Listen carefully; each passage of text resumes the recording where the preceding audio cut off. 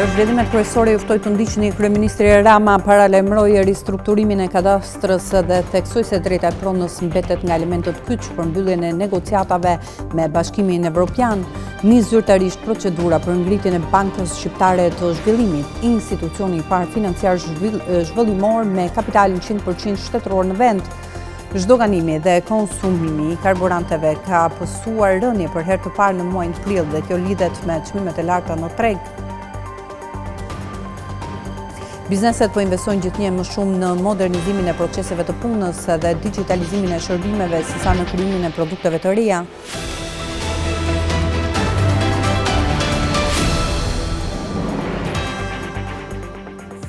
Zonja dhe zotrin, ju përshëndes, mirë se erdhët në edicionin informativ të orës 15 këtu në Skan Televizion për të njohur me zhvillimet ekonomike të ditës. Shqipëria dhe Bashkimi Evropian do të zhvillojnë sot në Bruksel konferencën e 8 ndërqeveritare për procesin e negociatave të antarësimit. Konferenca është një moment i rëndësishëm në fazën aktuale të negociatave, pasi fokusohet në përmbylljen e kushteve të ndërmjetme që përcaktojnë ritmin e mëtejshëm të procesit të integrimit evropian të Shqipërisë. Shqipëria dhe Bashkimi Evropian do të zhvillojnë sot në Bruksel konferencën e 8 ndërqeveritare për procesin e negociatave të antarësimit, një takim që pritet të shënojë një hap të rëndësishëm në avancimin e mëtejshëm të reformave dhe kapitujve të grup kapitullit të parë themelorët. Konferenca do të shërbej për të konfirmuar përmbushjen e piketave të ndërmjetme nga Shqipëria, si dhe për përcaktimin e piketave përmbyllëse për këtë grup kapitull, i cili mbetet thelbësor për esurinë e përgjithshme të negociatave me Bashkimin Evropian. Sipas agjendës së publikuar nga Bashkimi Evropian, konferenca e 8 do të zhvillohet në margjinat e Këshillit të çështjeve të përgjithshme të Bashkimit Evropian në ndërtimin e zëvendës ministres për çështjet evropiane të Çiprës, Marilena Raona.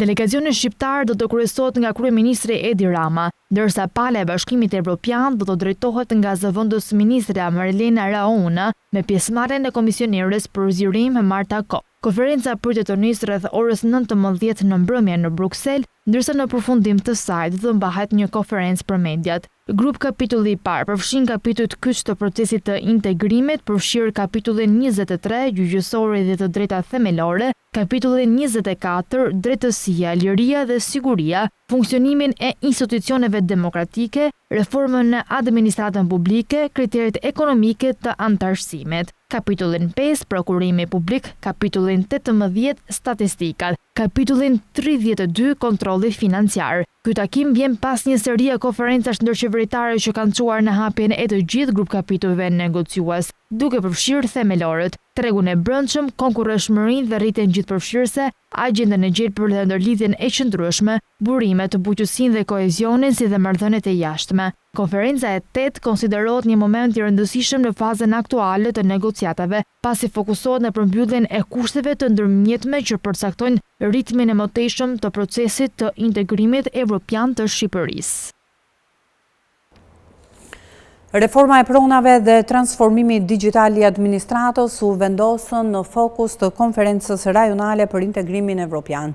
Kryeministri Edi Rama paralajmëroi ristrukturimin e Agjencisë Shtetërore të Kadastrës, ndërsa theksoi se drejta e pronës mbetet një nga elementët kyç për mbylljen e negociatave me Bashkimin Evropian. Kryeministri Edi Rama mori pjesë në konferencën rajonale për transformimin digjital, sigurinë juridike të pronës dhe integrimin evropian. Në fjalën e tij, kreu i qeverisë nënvizoi rëndësinë e përmbushjes së piketave mbyllëse, përfshirë kapitullin 23 ku bën pjesë edhe e drejta e pronës. Ai u shpreh se teknologjia e re ka sjellë lehtësime të mëdha dhe ka ndihmuar në modernizimin e proceseve shtetërore. Kemi hapur normalisht të gjithë kapitujt e negociatave dhe tani me piketat e ndërmjetme të përcaktuara i futemi fazës së mbylljes së kapitujve të negociatave. Dhe përcaktimi i piketave përmbyllëse është element shumë thelbësor, sidomos për sa i përket grup kapitujve të themeloreve, që përfshin gjithashtu kapitullin 23 që ka të bëjë me gjyqësorin dhe të drejtat themelore dhe e drejta e pronës, është patjetër pjesë e këtij kapitulli. Teknologjia e re na ka sjell, le të themi, bekim të vërtetë, sepse na ka lejuar të bëjmë hope që ndryshe nuk do të ishin të mundura. Na ka lejuar ta shohim të ardhmen me një frym tërësisht tjetër. Sa i përket çështjes shumë të ndërlikuar dhe komplekse të pronave në Shqipëri, nuk besoj se ka vend tjetër në këtë zonë të botës apo në këtë rajon tonin ku të drejtat e pronës kanë qenë kaq në ndrysni. Gjatë 35 viteve të fundit të na është dashur të trajtojmë një material kaq kompleks sa që është realisht një nga vështirësitë më të thella dhe më të ndërlikuara me të cilat jemi përballur. Më tej, Rama theksoi se shumë shpejt do të reformohet edhe Agjencia Shtetërore e Kadastrës me më shumë detyra. Do të shpëtojmë çka mundemi pas kaq vitesh. Kemi edhe reformën e agjencisë, do të sjellim më shumë detyra në një ombrell, në një çati, le të themi, sepse të pasurit e agjencive të veçanta dhe të ndara nuk e kanë ndihmuar procesin, sepse kur agjencitë shkojnë në drejtime të përkatëse ka krijuar më tepër konfuzion. Formësojmë administratën e pasurive të paluajtshme nga A-ja te Z-ja me bashkimin e njësër agjencive në një. Ndërkaq, drejtoresha e përgjithshme ASHK, Lorena Goxhobelli, tha se transformimi digital i kadastrës nuk është thjesht një proces teknologjik, por një reformë që prek drejt për drejt jetën e qytetarëve, sigurinë juridike dhe zhvillimin ekonomik të vendit. Banka e Shqipërisë dhe Banka e Austrisë do të thellojnë bashkëpunimin në fushën financiare. Të dy institucionet vlerësuan ngjashmëritë e sistemeve bankare dhe rëndësinë e parafrimit të Shqipërisë me standardet e Bashkimit Evropian. Banka e Shqipërisë do të ketë një bashkëpunim të ngushtë me Bankën e Austrisë në drejtim të ndarjes së eksperiencave dhe ekspertizës, por edhe në adresimin e rreziqeve të përbashkëta që mund të jenë sulmet kibernetike apo inteligjenca artificiale. Me nisjen e transaksioneve në SEPA në tetor të vitit të kaluar dhe vënien në funksion të sistemit të pagesave të shpejta Instant Payment deri në fund të këtij viti, Shqipëria do i ketë arritur objektivat e saj kryesor për sa i përket sistemeve të pagesave, u shpreh guvernatori i Bankës së Shqipërisë Ken Seko. Banka Kombëtare e Austrisë ka qenë gjithmonë një bankë qendrore që ka mbështetur, bashkëpunuar dhe ndihmuar jo vetëm Bankën e Shqipërisë, por edhe sektorin financiar dhe atë bankar në Shqipëri. Kemi shumë ndërlidhje dhe shumë korrelacion me ekonominë austriake dhe investimet e huaja direkte kanë qenë këtu një lojtar kyç në rritjen tonë ekonomike. Ne mezi presim të bashkëpunojmë me Bankën e Austrisë. Të gjithë jemi të vetëdijshëm se përveç rreziqeve tradicionale, që është rreziku i kreditimit, ai i likuiditetit, i tregut, të cilat i kemi nën vëmendjen tonë si mbikëqyrës dhe rregullator, rreziqet bashkohore ose ato të kohës me të cilat po përballemi lidhen me digitalizimin, modernizimin e pagesave dhe në një farmase me sulmet kibernetike. Guvernatori i Bankës Kombëtare të Austrisë gjithashtu pohoi se sistemi bankar austriak është shumë i ngjashëm me atë shqiptar, sidomos për sa i përket ekspozimit të sektorit bankar në kredin për prona. Ekziston një traditë dhe bashkëpunim i gjatë midis rajonit, midis Shqipërisë dhe Austrisë. Mendoj se sistemet bankare në Austri dhe Shqipëri janë në të vërtetë mjaft të ngjashme, sektor bankar i fortë me ekspozim të ngjashëm krediti të kompanive dhe sigurisht në tregjet e pasurive të paluajtshme. Janë vendosur masa për të zvogëluar ekspozimin. Kur flasim për rrezikun financiar, mendoj se është e rëndësishme të shtojmë dhe ju e përmendët shkurtimisht guvernator se një gjë janë rreziqet tradicionale financiare me të cilat po përballemi të gjithë dhe me të cilat ne mendoj si institucione mbikëqyrëse dim të merremi dhe bankat gjithashtu din të merren. Gjë tjetër janë rreziqet që rrjedhin nga sulmet kibernetike, nga inteligjenca artificiale, nga mundësitë digjitale që nuk kanë qenë të pranishme 5 ose 10 vjet më parë. Në kuadër të anëtarësimit të Bashkimit Evropian, Banka e Shqipërisë po parafron ligjin e bankave, ato të pagesave të vetë Bankës Qendrore dhe ligje të tjera me ato të Bashkimit Evropian. Guvernatori austriak u shpreh se të njëjtin proces ka ndjekur edhe Austria para anëtarësimit, ndërsa pas anëtarësimit përfitimet ishin shumë të mëdha në terma të rritjes së fitimit dhe zgjerimit të kompanive. Nisë zyrtarisht procedura për ngritjen e Bankës Shqiptare të Zhvillimit, institucioni i parë financiar zhvillimor me kapitalin 100% shtetëror në vend. Operatori i blerjeve të përqendruara ka hapur procedurën e prokurimit me fond limit 315.8 milion lek për përzgjedhjen e kompanisë konsulente. Një zyrtarisht procedura për ngritjen e Bankës Shqiptare të Zhvillimit, institucioni i parë financiar zhvillimor me kapital 100% shtetëror në vend. Operatori i blerjeve të përqendruara ka hapur procedurën e prokurimit me fond limit 315.8 milion lek për përzgjedhjen e kompanisë konsulente, që do të asistojë në hartimin e kuadrit strategjik, operacional dhe institucional të bankës së re. Procedura synon të tërheqë kompani me eksperiencë ndërkombëtare në ngritjen dhe funksionalizimin e institucioneve financiare zhvillimore, me qëllim që Banka Shqiptare e Zhvillimit të bëhet sa më shpejt funksionale dhe operative. Projekti konsiderohet një nga nismat më të rëndësishme të viteve të fundit në drejtim të krijimit të instrumenteve shtetërore për mbështetjen e ekonomisë dhe sipërmarrjes. Banka Shqiptare e Zhvillimit pritet të ketë rol kyç në financimin e ekonomisë, veçanërisht për bizneset e vogla dhe të mesme përmes mekanizmave financues me kushte lehtësuese. Një tjetër element i rëndësishëm i projektit është zgjerimi i aksesit në shërbime financiare përmes rrjetit të postës shqiptare në të gjithë territorin e vendit, duke synuar përfshirje më të madhe financiare, sidomos në zonat ku shërbimet bankare janë më të kufizuara. Megjithase, si shoqëri aksionare, Banka Shqiptare e Zhvillimit nuk kishte detyrim ligjor për të zhvilluar procedurat e prokurimit përmes organit qendror blerës. Ajo ka zgjedhur vullnetarisht t'ia besojë këtë proces operatorit të blerjeve të përqendruara. Ky vendim shihet si një tregues i besimit ndaj standardeve të transparencës, profesionalizmit dhe procedurave të ndjekura nga operatori i blerjeve të përqendruara. Me nisjen e kësaj procedure, projekti hyn tashmë në një fazë konkrete zbatimi, ndërsa autoritetet synojnë që institucioni i ri financiar të shërbejë si një instrument i rëndësishëm për zhvillimin ekonomik, mbështetjen e investimeve dhe forcimin e sipërmarrjes shqiptare.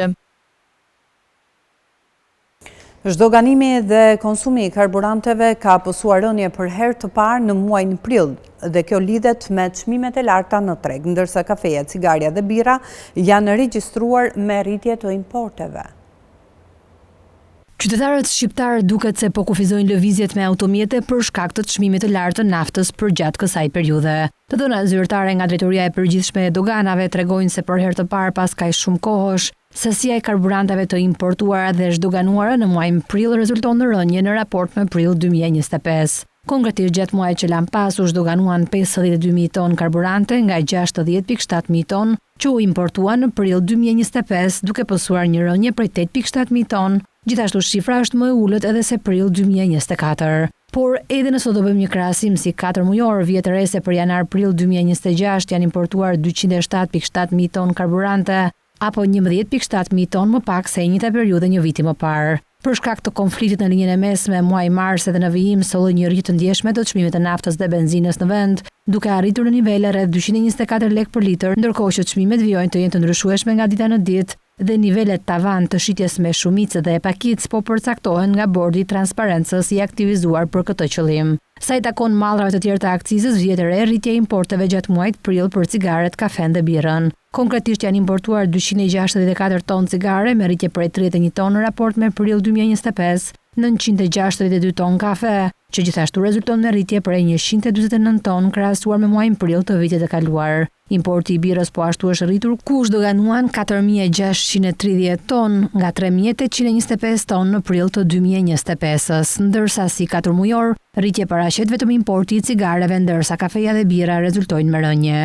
Pritshmërit janë që për shkak të nisjes së sezonit turistik veror, konsumi të shtohet në vijim për këto mallra, duke qenë se aktivitetet e shërbimeve do të jenë në funksion të plotë të pushuesve vendas dhe turistëve të huaj. Qeveria ka miratuar skemën e re për vetëprodhuesit e energjisë nga burimet e rinovueshme, duke kaluar nga modeli i matjes neto tek ai faturimit neto. Sipas skemës së re, energjia e tepërt nuk do të kompensohet më në kilovator, por në vlerë monetare përmes një sistemi faturimi neto.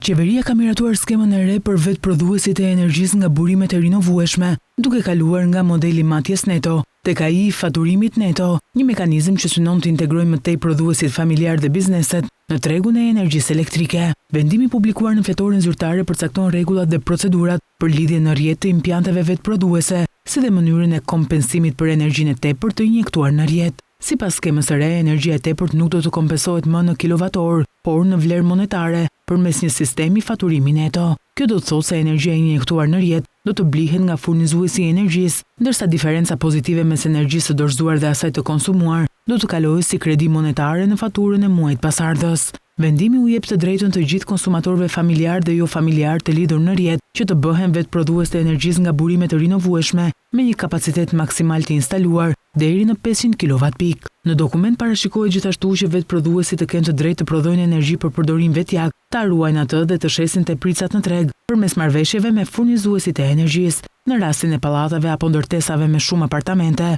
skema lejon dhe vetëprodhimin kolektiv dhe ndarjen e energjisë mes banorëve. Një tjetër element i rëndësishëm është mënyra e përcaktimit të çmimit të energjisë së injektuar në rrjet. Për konsumatorët e furnizuar nga furnizuesi i shërbimit universal, çmimi do llogaritet mbi bazën e çmimit mesatar të energjisë në bursën Alpex gjatë vitit paraardhës, duke marrë në konsiderat dhe kostot e rrjetit dhe balancimit. Megjithatë, vendimi përcakton se ky çmim nuk mund të jetë më i ulët se 80% e tarifës së energjisë për klientët familjar. Ndërkaq, operatori i sistemit të shpërndarjes do ketë detyrim të krijojë brenda një viti një regjistër elektronik për monitorimin e kohë reale të prodhimit dhe konsumit të energjisë nga vetëprodhuesit, ndërsa aplikimet për lidhje në rrjet pritet të kalojnë në një portal online brenda 6 muajve.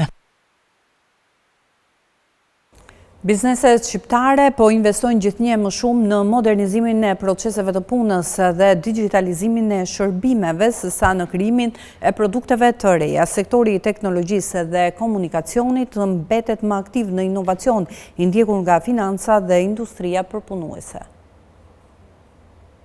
Kompanitë e teknologjisë dhe komunikacionit mbeten më aktive në inovacion në Shqipëri, duke kryesuar me diferencën ndaj sektorëve të tjerë të ekonomisë. Të dhënat e publikuara nga Instat tregojnë se 67.9% e ndërmarrjeve në sektorin e informacionit dhe komunikacionit raportuan aktivitete inovative, niveli më i lartë mes të gjitha aktiviteteve ekonomike.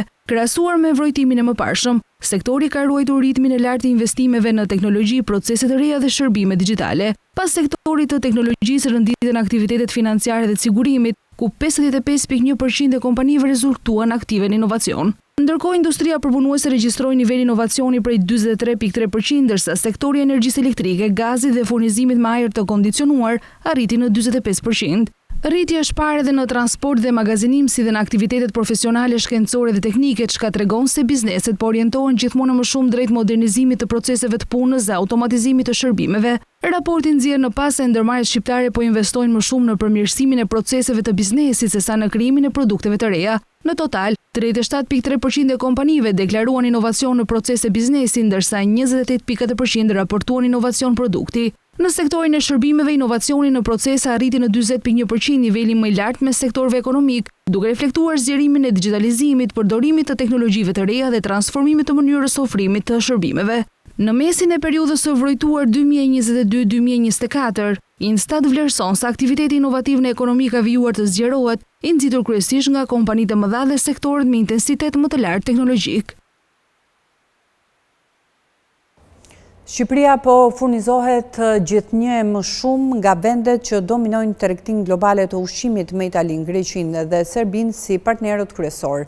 Për gjatë vitit 2025, importet ushqimore dhe bujqësore arritën rreth 149 miliard lekë, sipas të dhënave të Instat. Ndërsa Shtetet e Bashkuara të Amerikës, Brazili dhe Kina konsiderohen sot superfuqitë që ushqejnë botën, Shqipëria mbetet kryesisht te partnerët evropian për furnizimin me produkte ushqimore dhe bujqësore. Të dhënat e Instat tregojnë se një pjesë e madhe e ushqimeve që hyjnë në tregun shqiptar vijnë nga vende që renditen mes eksportuesve më të mëdhenj global të produkteve bujqësore dhe ushqimore. Italia kryeson listën e partnerëve të Shqipërisë për importet ushqimore me mbi 34.9 miliard lekë produkte të importuara gjatë vitit 2025. Pastaj renditen Greqia me rreth 18.3 miliard lekë importe ushqimore, ndërsa Serbia mban vendin e tretë me mbi 11.8 miliard lekë. Në listën e partnerëve kryesorë të Shqipërisë figurojnë edhe Gjermania, Polonia, Turqia, Holanda, Franca dhe Spanja, vende që kanë një rol të rëndësishëm në tregtinë globale të ushqimeve. Nga superfuqitë globale të eksporteve ushqimore, Shqipëria importon produkte edhe nga Brazili, Kina, SBA-ja, India, Kanadaja, Argentina dhe Australia, megjithëse në volume më të ulta krahasuar me partnerët evropian. Theksojmë ndër të tjera se Brazili rënditet ndër 10 partnerët kryesor tregtar të Shqipërisë për produktet ushqimore. Sipas rënditjes globale të publikuar nga Visual Capitalist dhe bazuar në të dhënat e Organizatës Botërore të Tregtisë, SBA-ja është eksportuesi më i madh i ushqimit në botë me mbi 181 miliard dollar eksporte bujqësore, e ndjekur nga Brazili dhe Kina. Të dhënat tregojnë se tregu shqiptar i ushqimeve është i lidhur ngushtë me zinxhirin ndërkombëtar të furnizimit. Kjo do thotë se çdo luhatje në çmime globale, kostot e transportit, energjisë apo tensioneve gjeopolitike në vendet eksportuese reflektohet drejt për drejt edhe te çmimet që paguajnë konsumatorët shqiptar. Varësia nga importet mbetet veçanërisht e lartë për produktet e përpunuara ushqimore, drithërat, pijet, produktet e mishit dhe një pjesë të produkteve bulmetore, ku vendet evropiane dominojnë furnizimin e tregut shqiptar. Në total, importet ushqimore dhe bujqësore të Shqipërisë për vitin që lan pas rezultuan në rreth 149.1 miliard lekë, sipas të dhënave të Instat. Del për konsultim publik projekt vendimi për strategjinë kombëtare për kulturën 2026-2030. Plani i ri parashikon një investim mesatar vjetor prej 10 miliard lekësh me synim 2 fishimin e buxhetit për këtë sektor deri në vitin 2030. Sektori i peshkimit në Shqipëri do të fuqizohet më tej në linjë me kërkesat dhe standardet për tregun e Bashkimit Evropian. Ministria e Bujqësisë dhe Zhvillimit Rural ka iniciuar disa ndryshime në ligjin për peshkimin, të cilat janë publikuar për konsultim publik. Projekt ligji synon forcimin e sistemit kombëtar të kontrollit të peshkimit, përmirësimin e gjurmëshmërisë së produkteve të peshkimit, digitalizimin e procesit të raportimit dhe monitorimit, si dhe krijimin e bazës ligjore për përdorimin e sistemeve moderne të monitorimit elektronik në përputhje me standardet e Bashkimit Evropian. Nëpërmjet ndryshimeve të propozuara, synohet gjithashtu forcimi i kapaciteteve institucionale të monitorimit të flotës së peshkimit dhe rritja e eficiencës së mekanizmave për luftën kundër peshkimit të palishëm, të paraportuar dhe të parregulluar. Ndryshimet ligjore parashikojnë krijimin për herë të parë të bazës ligjore për regjistrimin dhe monitorimin e aktiviteteve të peshkimit të ushtruara pa mjete lundruese, duke synuar formalizimin e këtij segmenti të aktivitetit të peshkimit dhe krijimin e mekanizmave për regjistrimin dhe transmetimin elektronik të dhënave mbi zënjet. Risi është detyrimi për mbajtjen e librit elektronik të peshkimit nga kapitenët e anijeve peshkuese, si dhe përcaktimi i niveleve të tolerancës për sasitë e regjistruara të zënjeve. Ky ndryshim synon përmirësimin e gjurmëshmërisë dhe saktësisë së raportimit të aktiviteteve të peshkimit. Me ndryshimet e reja ligjore do të jetë i detyrueshëm instalimi i pajisjeve të monitorimit në bord të anijeve të peshkimit, transmetimi automatik i të dhënave mbi pozicionimin e anijeve, përdorimi i sistemeve AIS për përjashtimet për kategori të caktuara të flotës së vogël të peshkimit. Drafti parashikon afate për instalimin e sistemit të monitorimit të anijeve të peshkimit, ku përcaktohet se duhet të instalohen brenda 31 dhjetorit 2027 në anijet me gjatësi të përgjithshme të barabartë dhe më të madhe se 9 metra, deri në gjatësinë rreth 12 metra dhe brenda 1 janarit 2030 për anijet me gjatësi të përgjithshme nën 9 metra. Sistemi i monitorimit elektronik në distancë instalohet në bordin e anijeve të peshkimit me gjatësi të barabartë dhe më të madhe se 18 metra brenda 1 janarit 2030, ndërsa parashikohen gjoba për mos instalim apo dëmtimin e tyre nga 200 deri në 500.000 lekë. Ndoqëm kronikën e cila kishte të bënte me draftin e qeverisë sa i takon rregullave të reja për anijet e peshkimit. Ndërkohë, në vijim juftoj të ndiqni kronikën lidhur me projekt vendimin për strategjinë kombëtare për kulturën 2026-2030, në të cilën parashikohet një investim mesatar vjetor prej 10 miliard lekësh me synim 2 fishimin e buxhetit për këtë sektor deri në vitin 2030. Është nxjerrë për konsultim publik projekt vendimi për strategjinë kombëtare për kulturën 2026-2030, që parashikon injektimin e 10 miliard lekëve për këtë sektor. Sipas relacionit, vendi ynë alokon vetëm 0.3% deri në 0.7% të prodhimit të brendshëm bruto për kulturën, një shifër kjo që na rendit në fund të Europës, ku mesatarja e Bashkimit Evropian luhet në rreth 1.2%. Pikërisht për të përmbysur këto dobësi strukturore, ky projekt ligji i ri i hartuar nga Ministria e Turizmit, Kulturës dhe Sportit me mbështetjen e Agjencisë Italiane të Zhvillimit sjell një paketë reformash rregullatore, ndërto spikasin në rishikimi plot i ligjit për artin dhe kulturën, modernizimi i normave për mbrojtjen e trashëgimisë dhe për herë të parë sankcionimi i statusit të artistit. Nga pikpamja e shifrave, modeli financiar i strategjisë kap një vlerë prej afro 10 miliard lekësh në vit. Buxheti i shtetit do të mbuloj pjesën më të madhe, ku 40% përmes racionalizimit të fondeve ekzistuese dhe 30% nga alokimet të reja publike, të cilat do të sjellin një rritje vjetore prej 3 miliard lekësh në fazën fillestare. Pjesa tjetër prej 30% do të garantohet nga donatorë ndërkombëtar si Bashkimi Evropian, IPA 3 dhe Banka Botërore, si dhe nga kontributet e diasporës dhe investimet private. Përmes këtij plani, Shqipëria angazhohet të arrijë në 0.8% të prodhimit të brendshëm bruto brenda 5 viteve, duke u parafruar me shtete si Rumania, Bullgaria apo Italia. Strategjia funksionon mbi 3 shtylla: modernizimi i muzeve dhe qendrave kulturore për të rritur cilësinë e jetës, ndërkombëtarizimi dhe eksporti i krijimtarisë shqiptare, si dhe digitalizimi i arkivave përmes ngritjes së një njësie të posaçme të koordinimit të politikave kulturore. Ky projekt ligj tashmë pret mendimet e grupeve të interesit në fazën e konsultimit, ndërsa pas miratimit, progresi do të monitorohet nga një rishikim formal në vitin 2028 dhe raportim të përvitshëm në Këshillin e Ministrave dhe në Kuvend. Bashkia e Kavajës ka hapur garën për rivitalizimin e projektit rruga e Bregdetit, faza e parë me fond limit prej rreth 350 milion lekësh. Projekti synon rikonstruksionin e një prej akseve kryesore hyrëse të qytetit që lidh zonën veriore të Kavajës me autostradën Durrës-Rogozhin. Bashkia e Kavajës ka shpallur hapjen e garës për rivitalizimin e projektit rruga e Bregdetit, faza e parë me një fond limit për rreth 350 milion lekësh. Projekti synon rikonstruksionin e një prej akseve kryesore hyrëse të qytetit që lidh zonën veriore të Kavajës me autostradën Durrës-Rogozhin dhe mëtej me qytetet e Durrësit, Tiranës dhe Veriut të vendit. Sipas dokumenteve të publikuara në Agjencinë e Prokurimit Publik, segmenti rrugor nis nga rrethrotullimi në kryqëzimin me autostradën Durrës-Rogozhin dhe përfundon në kryqëzimin me rrugën Taulantia dhe shëtitoren Josif Budo. Letësia totale e rrugës është 1 kilometër e 377 metra. Referuar dokumentit, gjendja e rrugës paraqiten me dëmtime në shtresat asfaltike dhe është konstatuar një bazament i dobët dhe shtresa jo uniforme të rrugës ekzistuese. Në projektin e ri është parashikuar ndërtimi i plotë i aksit rrugor, duke ruajtur gjurmën ekzistuese të rrugës. Projekti synon jo vetëm përmirësimin e qarkullimit të automjeteve, por edhe transformimin urban të kësaj zone, duke krijuar standarde më të larta sigurie dhe aksesueshmërie për qytetarët. Sipas planit teknik, trafikndarësi aktual do të eliminohet dhe rruga do të funksionojë me një karrexhat të vetme e organizuar me 3 kërsi. Njëra kërsi do të përdoret për hyrje në qytet, ndërsa 2 kërsitë e tjera për dalje nga Kavaja. Në anën perëndimore të rrugës do të ndërtohet një kërsi bicikletash. Gjithashtu, projekti përfshin edhe ndërtimin e trotuareve të reja, vendosjen e bordurave dekorative, parmakëve metalik dhe rikonstruksionin e mureve rrethuese përgjatë segmentit. Në dokument theksohet se ndërhyrja do të realizohet duke respektuar kuotat ekzistuese të ndërtesave dhe hyrjeve të banesave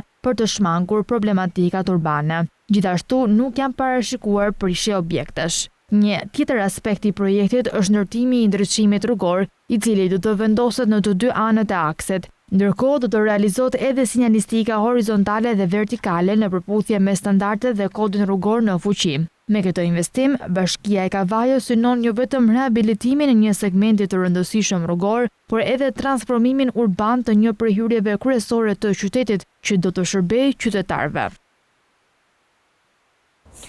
Ministria e Mjedisit ka nxjerrë për konsultim publik një projekt vendim që synon të vendosë rregulla për vend depozitimet e mbetjeve inerte. Ndërhyrja konsiderohet e domosdoshme për shkak të mungesës së infrastrukturës rajonale dhe fenomenit të depozitimit të paligjshëm në lumenj, kodra apo zona periferike urbane. Teksa depozitimi i mbetjeve inerte konsiderohet një nga problemet mjedisore dhe urbane në vend, Ministria e Mjedisit ka nxjerrë për konsultim publik një projekt vendim që synon të vendosë rregulla për vend depozitimet e këtyre mbetjeve. Projekt vendimi parashikon krijimin e një regjimi të përkohshëm dhe tranzitor për depozitimin e dherave, materialeve të ndërtimit dhe mbetjeve nga prishjet, deri në ndërtimin dhe funksionalizimin e landfilleve rajonale për këtë kategori mbetjesh. Dokumenti thekson se këto vend depozitime nuk do konsiderohen landfille të mirëfillta, por struktura kalimtare të kontrolluara nga shteti. Sipas relacionit shoqërues, ndërhyrja konsiderohet e domosdoshme për shkak të mungesës së infrastrukturës rajonale për trajtimin e mbetjeve inerte dhe fenomenit të depozitimit të palishëm në lumenj, kodra apo zona periferike urbane. Projekt vendimi përcakton se vend depozitimet e përkohshme mund të ndërtohen vetëm jashtë zonave të mbrojtura, turistike apo arkeologjike dhe në distanca minimale nga burimet ujore. Konkretisht ato duhet të jenë të paktën 300 metra larg puseve të ujit dhe 100 metra larg lumenjve, liçeneve apo ligatinave. Në këto vend depozitime do ndalohet depozitimi mbetjeve urbane, mbetjeve të rrezikshme, materialeve me azbest apo mbetjeve të biodegradueshme. Projekt vendimi parashikon që vend depozitimet të funksionojnë për një periudhë jo më të gjatë se 3 vjet, me mundësi shtyrje vetëm një herë deri në 2 vite të tjera, në rast se infrastruktura rajonale nuk është ende funksionale.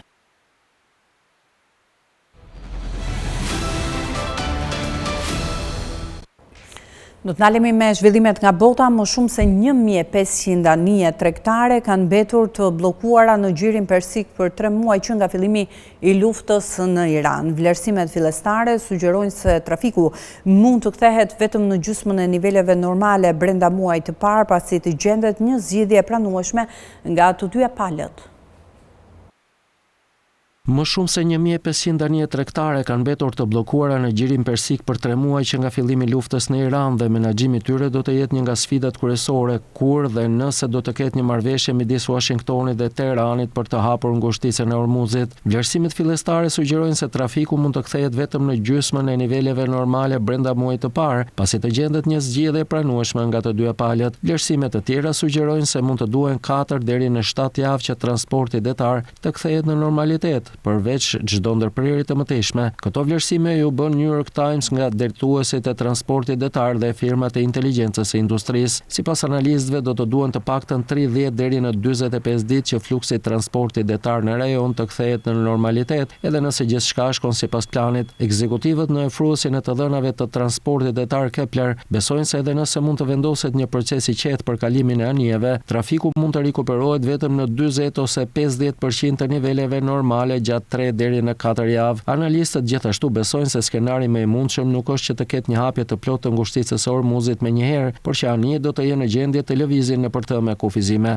Ato do të kenë rrugë të kufizuara, kosto më të larta të sigurimit për rrezikun e luftës dhe kohë më të gjata pritje. E gjithë kjo ndërkohë që Ministria e Jashtme e Iranit tha të hënën se Teherani mbledh tarifa për shërbimet e navigimit nga anijet që kalojnë nëpër ngushticën e Hormuzit, por nuk vendos taksa. Javën e kaluar Irani publikoi një hartë ku pretendonte kontrollin mbi një pjesë të ngushticës së Hormuzit që shtrihet thellë në ujërat territoriale të Emirateve të Bashkuara Arabe dhe Omanit. Kjo bëri që 5 vende të gjirit i paralajmëronin zyrtarisht kompanitë e transportit detar përmes organizatës ndërkombëtare detare që të mos i përmbushnin kërkesat e Iranit.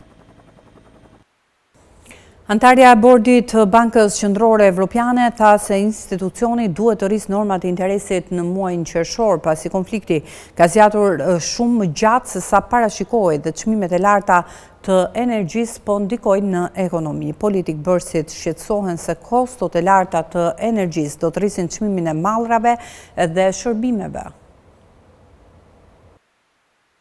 Banka Qendrore Europiane duhet të rrisë normat e interesit në qershor edhe nëse bisedimet e paqes me Iranin sjellin një marrëveshje, pasi konflikti ka zgjatur shumë më gjatë se sa parashikohej dhe çmimet e larta të energjisë po ndikojnë në ekonomi, tha antarja e bordit Isabel Schnabel. Banka Qendrore Europiane ka mbajtur normat e interesit të pandryshuara gjatë vitit të kaluar, por debatoi për një rritje të tyre muajin e kaluar, pasi kostot ndjeshëm më të larta të energjisë e shtyn inflacionin shumë mbi objektivin prej 2% dhe shumë politikbërës kanë sinjalizuar nevojën për veprim, duke pasur parasysh madhësinë dhe vazhdimsinë e tronditjes aktuale. Shqyrtimi i situatës nuk është më një opsion sipas mendimit tim. Nga perspektiva sotme, mendoj se një rritje e normës së interesit në qershor do të jetë e nevojshme, tha Schnabel, ndërsa Shtetet e Bashkuara kanë sinjalizuar përparim në bisedimet e paqes me Iranin. Schnabel, një pasardhëse e mundshme e presidentes Christine Lagarde vitin e ardhshëm, tha se BQE mund të ketë kaluar një pikë pakthim sepse infrastruktura e energjisë është dëmtuar dhe çmimet e larta të energjisë po po ndikojnë në ekonominë e gjerë. Edhe nëse lufta do të mbaronte sot, shumë dëme janë shkaktuar tashmë në infrastrukturën energjetike dhe zinxhirët global të furnizimit, tha Schnabel, një ish profesore e universiteti. Pra edhe atëherë besoj se do të ishte e nevojshme një reagim i politikës monetare, sa i përket qëndrueshmërisë, ne në fakt kemi ecur për te skenarit të pafavorshëm, i cili supozonte një normalizim të shpejtë të çmimeve të naftës. Inflacioni arriti në 3% muajin e kaluar, me gjasa për rritje të mëtejshme dhe politik bërsi shqetësohen se kostot e larta të energjisë do të rrisin çmimin e mallrave dhe shërbimeve të tjera nëpërmjet efekteve të raundit të dytë, duke shkaktuar një spiralë inflacionit të vështirë për të mposhtur.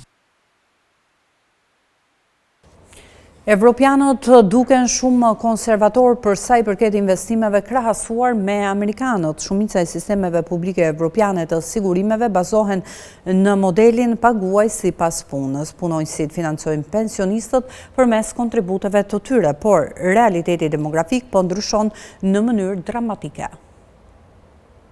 Sipas analizave të fundit të Bankës Qendrore Europiane, familjet europiane vazhdojnë të mbajnë një pjesë të madhe të pasurisë së tyre në depozita bankare me rendime të ulët, pavarësisht faktit se inflacioni dhe normat e ulta reale të interesit po e gryen fuqinë blerëse të këtyre kursimeve. Europianët duken shumë më konservator për sa i përket investimeve krahasuar me amerikanët, pasi investojnë dukshëm më pak në aksione, fonde investime dhe produkte pensionesh të lidhura me tregjet e kapitalit. Kjo situatë po shkakton shqetësim në rritje në Bruksel dhe Frankfurt për dy arsye kryesore. E para ka të bëjë me të ardhmen e vet pensioneve. Shumica e sistemeve publike europiane të sigurimeve bazohen në modelin paguaj sipas punës. Punonjësit aktual financojnë pensionet e pensionistëve aktual përmes kontributeve të tyre, por realiteti demografik po ndryshon në mënyrë dramatike. Numri i punonjësve po zvogëlohet, ndërsa numri të moshuarve po rritet me shpejtësi. Parashikimet e Komisionit Evropian tregojnë se deri në vitin 2050 Europa do të ketë një nga popullsitë më të plagura në botë. Në shumë vende raporti punëtor me pensionistët po përkeqësohet vazhdimisht, duke krijuar një presion të madh fiskal. Kjo do të thotë që pa reforma ose kontributet do të duhet të rriten ndjeshëm ose pensionet e ardhshme do të jenë më të ulta.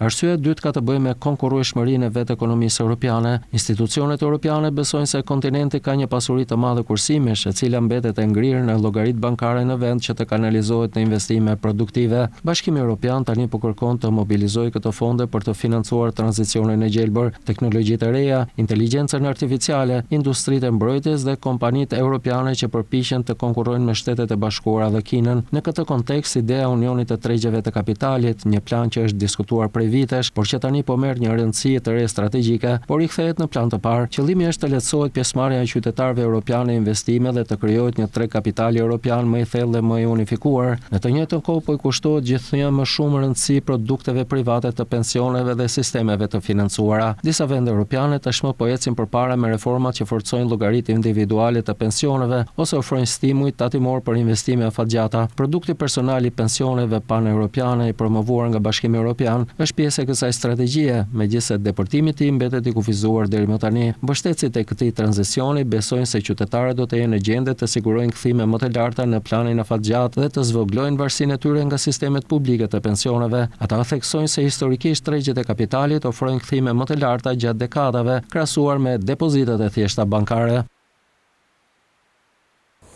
Sipas OECD-s, normat neto të kursimit të familjeve ndryshojnë shumë në të gjithë Evropën. Ato variojnë nga 9.3% në Greqi në 14.7% në Suedi dhe Hungari, krahasuar me një mesatare të Bashkimit Evropian prej 8.1%. Greqia është i vetmi vend në territor negativ. Kursimi neto i familjes përfaqëson pjesën e të ardhurave që nuk shpenzohet për konsum përfundimtar. Sipas OECD-s, normat neto të kursimit të familjeve ndryshojnë shumë në të gjithë Evropën. Në vitin 2024 ose 2025 ato variojnë nga 9.3% në Greqi në 14.7% në Suedi dhe Hungari, krahasuar me një mesatare të Bashkimit Evropian prej 8.1%. Greqia është i vetmi vend në territor negativ. Kjo do të thotë që familjet atje shpenzuan më shumë se sa të ardhurat e tyre neto të disponueshme ose duke u mbështetur në kursimet e akumuluara ose duke marrë hua për të financuar shpenzimet e tyre. Krahas Hungarisë dhe Suedisë, norma nete e kursimit të familjeve kalon 10% në Çeki, 13.7%, Francë 12.8%, Gjermani 10.3% dhe Hollandë 10.2%. Spanja 9.2% dhe Irlanda 9% gjithashtu mbeten mbi mesatarën e Bashkimit Evropian, ndërsa Franca, Gjermania dhe Spanja kanë norma kursimi më të larta se mesatarja e Bashkimit Evropian. Mbretëria e Bashkuar 4.7% dhe Italia 3.2% shënojnë shifra relativisht më të ulta. Në Letoni norma është 0, që do të thosë se familjet shpenzojnë çdo qindark të ardhurave të tyre.